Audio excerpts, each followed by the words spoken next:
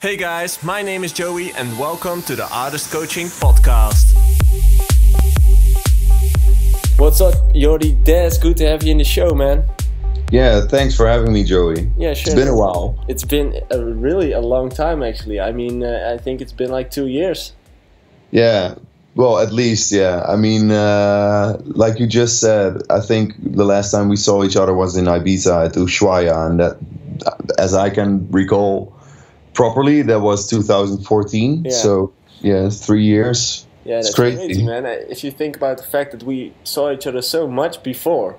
Yeah, I know, man. Like a lot happened, a lot changed. Maybe that's also the fact because you moved to another city, and back then we were living 200 meters away from each other. So yeah, exactly. Yeah, I moved to Eindhoven. 3 years ago now. Already 2 years. So yeah, it's exactly the same time frame as we are talking about right now. So yeah, I moved to Eindhoven first of all because I wanted to move a little bit more close to my studio, and my girlfriend, she wanted to go back to her roots because she came from this area. So and I've been living in Tilburg for I don't know, like 20 years or something. So it was good to move out. Yeah. So yeah, it's actually been way too long, and I think we missed a lot from each other. So let's just start off with a short introduction for everybody who doesn't know you. Who's Jordi Dazz? Well, Jordi Dazz is now 33 years old. Hooray! 33. I basically have been working in the music industry for the big portion of my life. I started DJing when I was like 15 years old in local bars and clubs. That's actually where we met as well, right? I think so. Yeah, it's around the same period. Yeah, and I quit school when I was 18. Went full force on my career. I basically did everything I needed to do to put myself in a position as a DJ and eventually also as a producer, and to just earn my bread from the things I love to do most, you know. And for me, it was very clear in the early stages of my life that I wanted to make money or like make a living out of my passion for music. So that's basically the red line in my life, and I did everything to accomplish that. And first off as Jordi Licious for a couple of years, eventually didn't really feel what I was doing as Jordi Licious. I didn't really had a clear view on what I wanted to achieve. And then I just decided to move a little bit in a different way, and with that I wanted to change my artist name as well, and then it became Jordi Dazz. Don't you think that change become because you got a little bit older and you were searching for something different in your life, like a new sound or whatsoever? Because in the beginning was really your kind of thing, right? That's why you started it. Yeah, you know, like the name Jordi Licious wasn't really a well thought out name. It was just more like a fun thing. And then when things became more serious, I wasn't really feeling comfortable with that artist name anymore, obviously, because it had a big gimmick factor to it. And like I felt that people didn't really take me serious with a name like that. And so I decided just to like go left and change my name to Jordi Dazz. With that also became a little bit of a change in my sound. I was a big fan, or I'm still a big fan of like tech house and more the groovy, tribally kind of beats and everything. And I think you can still hear that in my productions. But at that time, I think it was 2011, 2012, EDM, like the forms how we know it now, like really came up. I just released Lump on Hartwell's label on Revealed. Yeah, and it was still under Jordy Licious, and it was such a different track from all the other stuff I did before. So to me, I saw that track like did really big things. Like everyone started playing it, playing that track, from like Armin to Hardwell to Chesto to the Swedish House Mafia, Avicii. Like everyone jumped on that track, and then I was like, oh, okay, so this is the direction I think I should go. But it's a different sound than I used to do before, so why not change my name now? Now the time is, it really felt the time was right to change my name at that point, and to continue the same line of music production that I was doing with Lump. So it all became like, it all came together at that point. Mm-hmm. So yeah, so that's when I changed my name to Jordy Dazz, went full focus on the more heavy kind of club tracks. So more like I released OMG and Claymore after that, and I did a drum fill, and it was just releases on Revealed back then, right? Yeah. Like the majority was released on Revealed. I did a few on Hysteria from Bingo Players, some things on Spinning. But like Dorn Records, I did Bit Size on Dorn. I did Battle on Dorn with the Bassjackers as a collab. But yeah, it was more like the heavier tracks. Mm-hmm. And fast forward to 2016, that was last year, I really felt disconnected from what I was doing in the studio and what I was doing on stage. And I traveled a lot. I did a lot of touring in the years 2013, 14, 15, and then in 16 it became less. And it was just a combination of things. I wasn't really happy in the studio with the stuff I was doing. I was a little bit disorientated. I didn't really know what I wanted to make myself. Plus, I had the pressure on my shoulders that I basically just put on myself, but it was more that I really wanted to let me put it differently. The thing I felt in the studio was pressure, because I really wanted to make tracks that people would like from me, instead of like making music that I liked myself. So making music for the audience and not for yourself. Yeah, so things got really out of balance, you know, and I don't know. I made a lot of music that never got released in that period, because talk about that pressure. Like, what kind of pressure do you talk about? Like, it's just a creative block, or? Yeah, I think you can name it like that. It is a creative block, because the thing is, like, you tour a lot, you fly a lot. There's a lot of different time zones. You have to deal with a lot of other stuff than just creating music and playing music.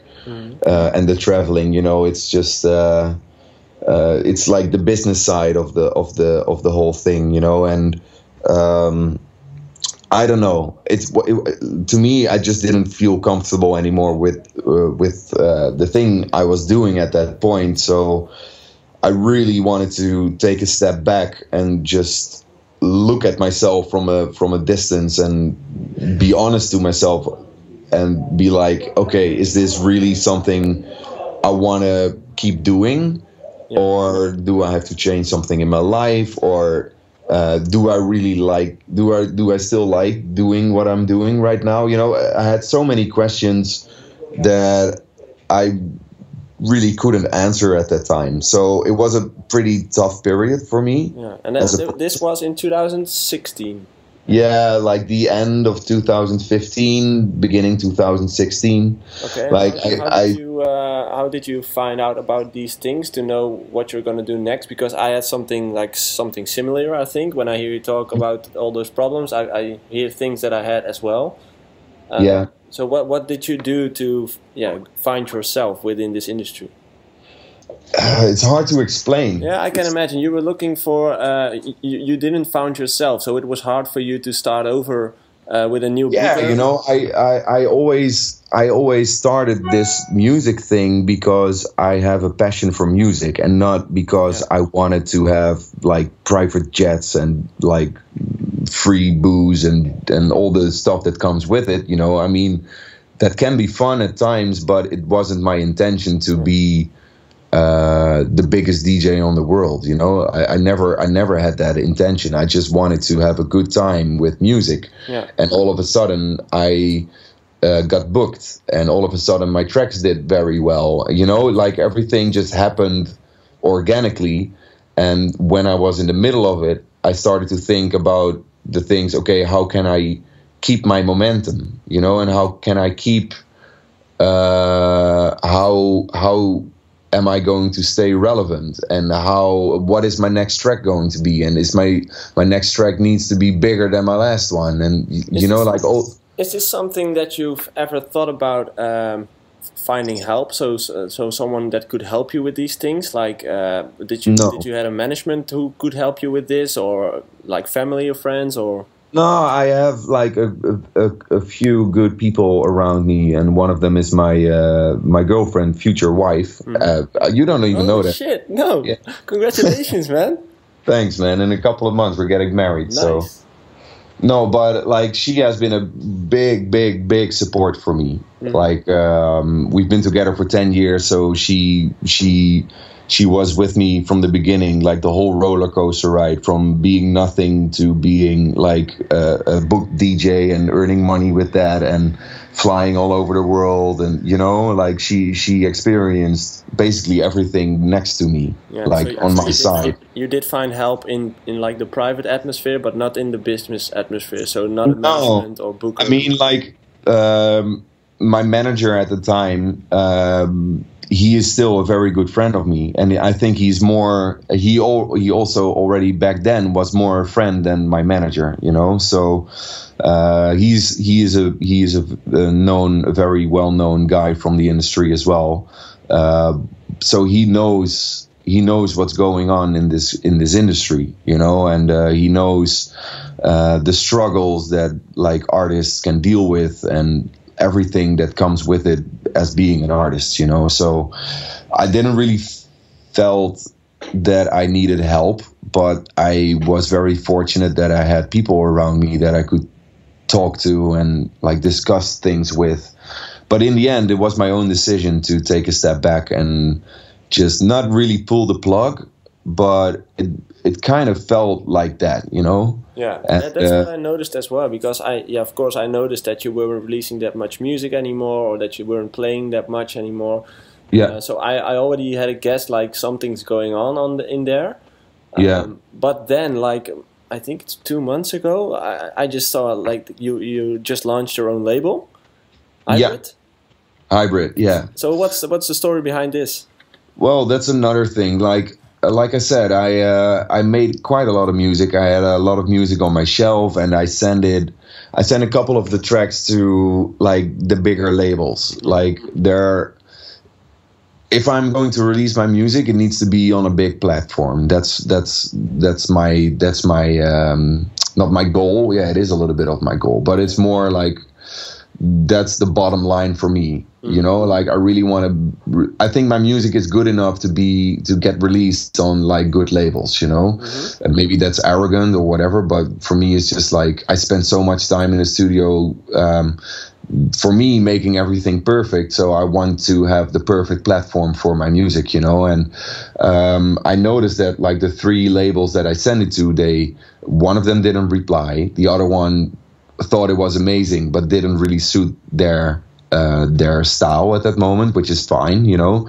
And the other one, I think, didn't really just listen to it, but just I got a sort of an auto reply on it, and then I was like, okay, fuck this, you know. Like if people aren't like interested in my music or whatever, I can do 2 things. I can release it for free, which I think is a shame, because then it only is going to be available on SoundCloud and the people that already follow me on social media, but it will never be available on like portals like Spotify and Beatport, because like it's not free anymore, you know. So I wanted to have a bigger reach for my music, so I thought I can release it on smaller labels, but I didn't really feel that, so I was like, well, why not just do it myself then? You know, I mean, then I have full control over artwork, over release dates, over like everything. So I totally can imagine. I had the same with Dubbed, of course. Yeah, yeah, exactly. And like starting an own label has always been my interest, like from like, I don't know, 5, 6, 7 years ago, but I never really thought it was a good moment to do it. And everything for me fell in the right place. So it was like, why not do it now? You know, why not just do it? And then, like, I don't care if only 10 people listen to it or like 10,000 people listen to it. Like, it's more for me that I know I did my part. It's out in the open now, and it's available for the people to consume. You know, and that's to market what to do with it.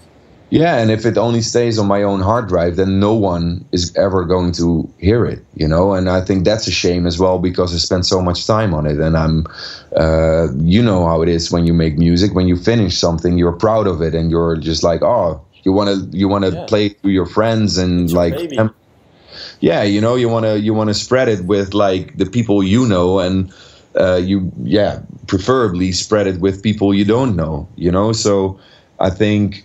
Getting a platform or like creating a platform yourself and making sure your music gets released on like I said, portals like Spotify and iTunes and like basically the record stores that are like always open right now for everyone.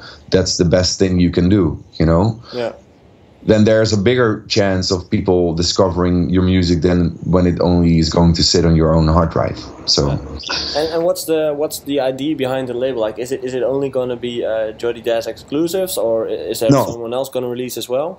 Well, at first I was like, okay, so I have these tracks on the shelf that I want to release myself, and I thought like Cluster, the first track that I released as Jordi Dazz, for me it was the perfect track to just release as first. You know, it's a party track, it's a club track, it's a little bit in the same league as I did before with Jordi Dazz. Like it has some similarities to me as Claymore and like all the other stuff I did. And is it also the benchmark of the sound that you're going to release on the label? No, because like hybrid, like the name itself, like I'm very happy with the name hybrid music, because hybrid basically means a mixture of things, you know, or like a mixture between different genres. So it's not that like the first track, because it's a 126 BPM club track, it's not like that is the stamp that the label is going to have for me. It's just, for me, it's just going to be a platform that I just want to release music on, like whatever I feel. Like if it's more flume orientated, or more hip hop orientated, or more EDM, or whatever. Like if it's good music, it's good music, you know. And that's the standard for me. So I just want to release music that I feel comfortable with. And at first it was supposed to be a label just to release my own music on, but I'm very open for other people's music as well. So if I hear something, or something pops up in my mailbox that I'm like, this is interesting, whatever, you know, and it's available to sign, then I will definitely do that. Cool. And so let's take a few steps back, because we've talked about something that I want to know more about. Let's go back to the point where you decided to take a few steps back to find yourself within this industry, or maybe within life itself. What happened? What did you do? How did you find out what you wanted to do for the next few years? Well, for me, it always has been very clear that I didn't wanna be a DJ till like the end of my life. You know, I always thought it would be nice to earn my money with my passion, and I did that for a couple of years, and I'm super fortunate that I have been in the position to do that. You know, I'm very you can say proud, I guess, of what It's quite an accomplishment. Yeah, I'm pretty happy with what I have achieved as Jordi Dazz, that is, you know.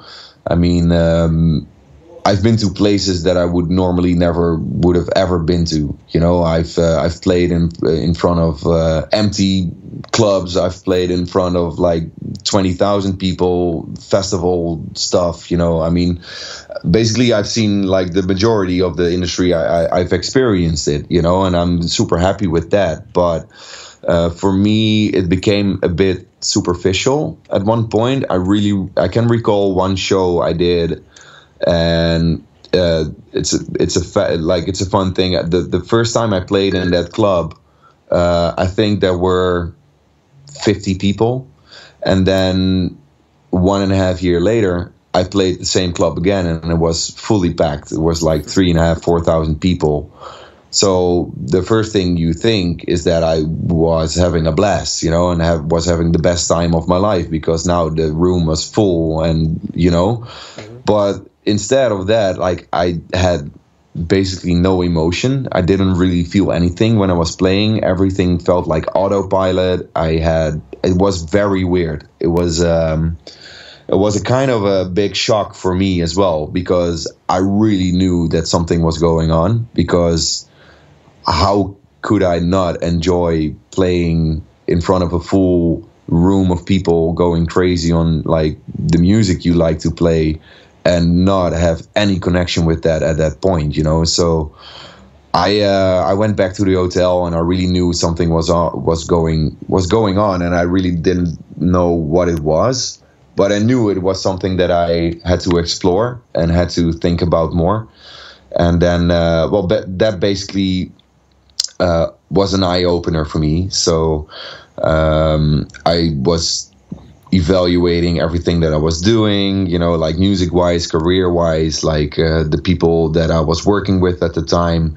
And I kind of decided that I wanted to switch things up. So first I switched agencies, which unfortunately didn't really work out that well.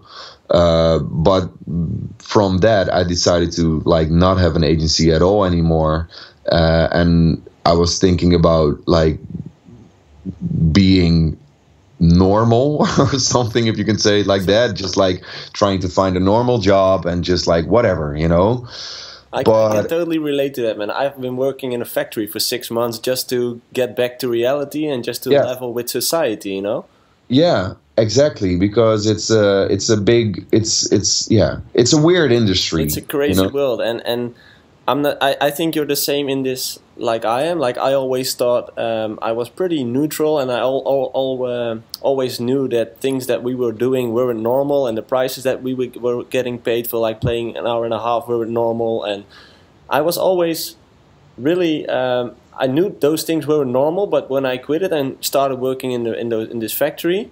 Yeah, I just kept on thinking like, what the fuck? I'm working for a month here, and normally I earned this kind of money in an hour and a half, you know? Yeah. And it just fucked with my mind. Yeah, I understand that. I never thought it would fuck with my mind, because I always knew it was different, you know? Yeah, exactly. I mean, like, I don't really know about like DJ fees and everything, or like I don't really want to talk about like my vision on that, because like I think if a club or a promoter wants to pay a lot of money for an artist and they sell out a night, you know, with like ticket sales, like why not? You know, I mean, it's business. It's supply and demand. Yeah, exactly. So whatever, you know, but yeah, I agree. It's like the fees, like some DJs are getting paid, or like that even you and I got paid. Like, yeah, it's a lot of money, you know, I mean, obviously. But besides that, it's not only just like playing 1.5 hours and that's it, you know, there comes so much more. Yeah. There's so much more to it. You know, like the weeks that you are struggling in the studio and not like trying to make your next big track, like that all is in line with like what you earn with DJ fees, you know, and like performance fees, and all the traveling and everything that comes with it, you know. Yeah, and so how did you like leveled with society, or try to level with society again? Well, first of all, like I said, I took a step back from like the heavy period that I was like involved in, like with the agency and like with the the things how things were like for like 4 or 5 years.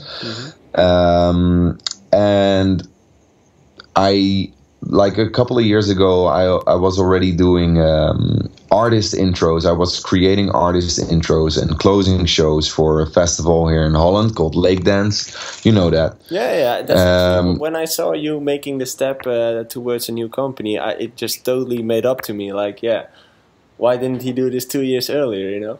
Yeah, well, basically I did, you know, but I only did it for Lake Dance Festival. Exactly. So the guy who I was working with, he became my business partner now. So Last Blast, my new company, is like, I'm running that with him. So we both decided last year. Oh wait, sorry.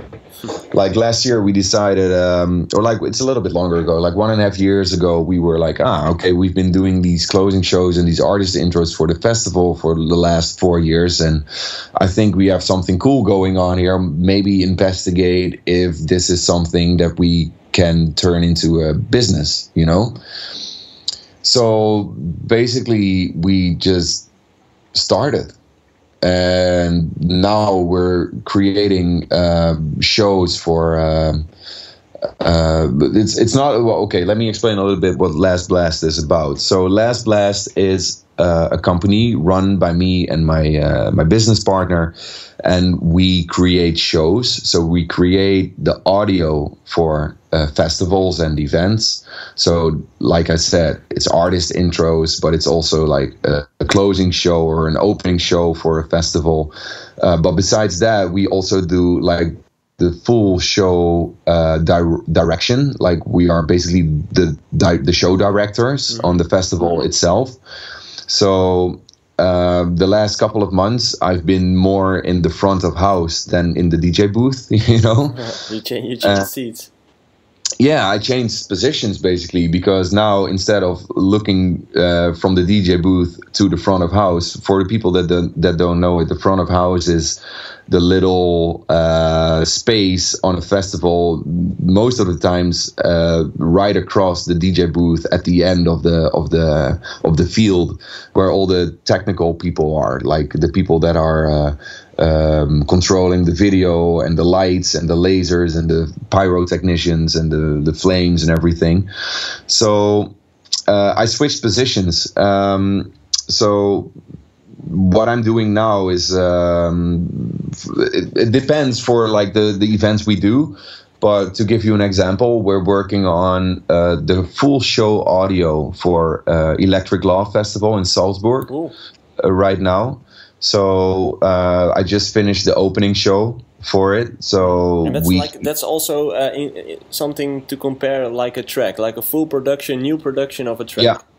Yeah, it's a very creative process, and it's even more creative. I feel more creative than I did when I was just making like 128 BPM beats, you know. It involves storytelling, it involves story scripting. So sometimes we write the whole script for a festival. But it also, when I make like for instance for Electric Love, we have an opening show that is, the majority is orchestral. So we have, wait, let me close the window. So we have violins, we have brass, we have piano, we have violins, electric guitars, blah, blah, blah, blah, blah. Cool. So basically it's a little bit like scoring, like music scoring, like for like how they do in movies, you know. So it's a very creative process, and I really enjoy it. Yeah, I can imagine, because like in the basic, you're still a producer and you still create your own music. Yeah. You just change like what's it meant for, you know, like it's not being made for dance. It has different purpose. Yeah. And the fun thing is, because it's not only a one-man show. You're not just like in your studio trying to create something that you feel comfortable with or that you really like making, and then hopefully a lot of other people will like it too.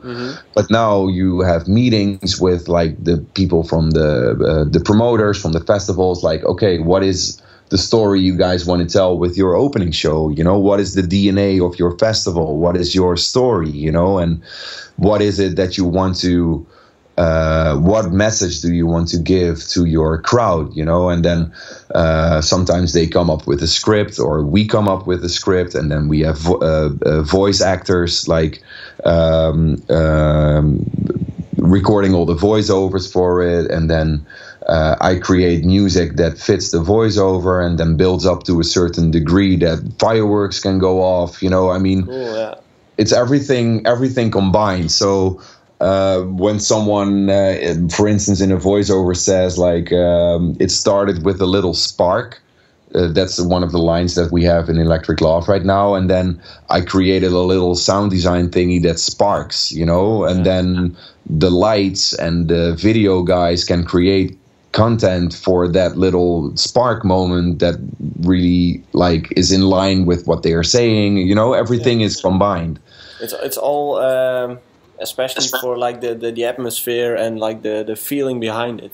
Yeah, it's very atmospheric audio. It's very ambient, but also it needs to build tension towards like the grande finale, you know, or like a big firework moment, or a big video moment, or like a huge quote that the voiceover is saying. You know, I mean, it all depends. But besides Electric Love, we did the full show for Seventh Sunday Festival here in Holland, and Harmony of Hardcore as well. Nice. So that's a total different genre, but I fucking love it, man. It's crazy.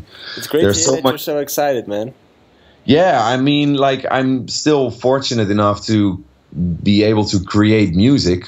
It's a different kind of music sometimes, but I can still, it's not that I had to sell my studio, you know, I'm still creative in the studio. And with everything that I did before as a DJ and as a producer, as Jordy Dazz and Jordylicious, I mean, like, I have a lot of experience, and I gained a lot of knowledge, you know, that I can put into like Last Blast right now, which is awesome. And hearing all this, like, you're busy working on Last Blast and doing the label. Where's your focus right now? So are you still producing tracks as Jordy Dazz? Are you still gonna release? A little bit. Well, as you know, like, we're in the middle of June, so the festival season is full force. So we have like right now it's 95% Last Blast and 5% myself, you know. But I know it's always during the winter times, or like winter times, like at the end of the summer, like most of the festivals are like have been done, you know, and there's more time for me personally. But then also we have indoor events. For instance, like Art of Dance is a Dutch promoter. We do like basically everything for them, like from show design to the show director, like everything, you know. But also with like the closing shows and opening shows, it's not only creating the audio, but after we created the audio, we start markering the audio. So that means like putting markers on spots that we then give to all the different disciplines. So for instance, lights and laser and fireworks and video, and we give them like handles or tools for them to program their part on. So normally it's like, okay, at 4 minutes 18 seconds and 53 hundredths we want the strobos and the fireworks, you know, or and then we can also say we want this kind of fireworks, or we need the color to be red, or it needs to have a little highlight here, or whatever, you know. Sounds like big projects, man. Yeah, it is. It is big projects, and I'm happy that we are like working on big projects. It's last year we did the full show audio for Untold Festival in Romania. It's like last year was their second year, but they had like, I don't know, like 70,000 people per day, 4 days. Whoa. Like in a row, and they had Chesto, Armin, Garrix, Hardwell, like everyone. You know, all the big names were there, and then we did like 32 artist intros. We did an opening show, closing show, and for all the other days we did openings and closing shows, and it's like big projects, you know. My business partner, he is in Moscow right now. He's doing an event there, like doing the show directing there. Next month we have Dominator Festival in Holland. He just came back from Australia for a show. So I'm happy that he is very into like traveling.